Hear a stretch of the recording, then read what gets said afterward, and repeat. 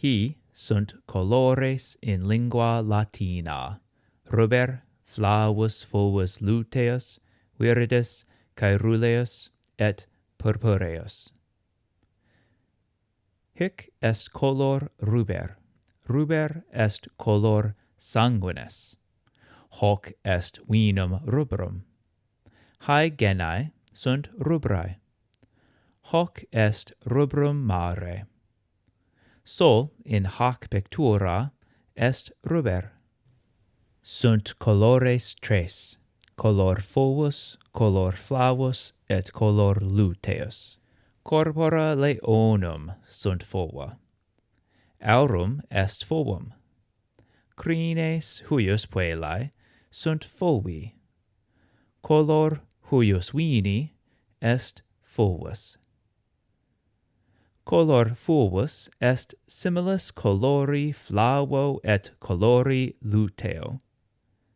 Aurum quoque est flavum. Caeruleus est flava.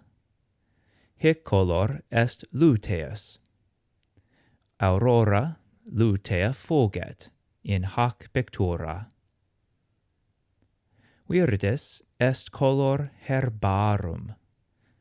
Hi coles sunt virides, et folia in arboribus habent colorem viridem. Hic est color caeruleus. Caeruleus est color caeli et maris. Haec est avis caerulea, ille piscis caeruleus. Purpureus est color togae pictae.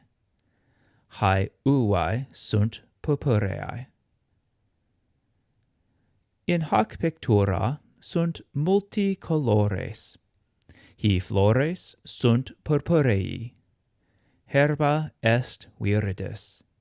Caeruleus est color maris.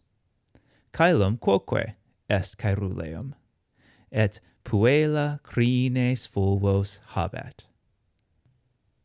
Quis est hic color? Est color purpureus. Quem colorem habet haec stola? Stola habet colorem fulvum, aut luteum aut flavum. Qui color est haec aqua? Aqua est caerulea. Qui sunt colores malorum? Hoc malum est viride, illud malum est rubrum. Hi sunt colores in lingua Latina, ruber, flavus, fulvus, luteus, viridis, caeruleus, et purpureus.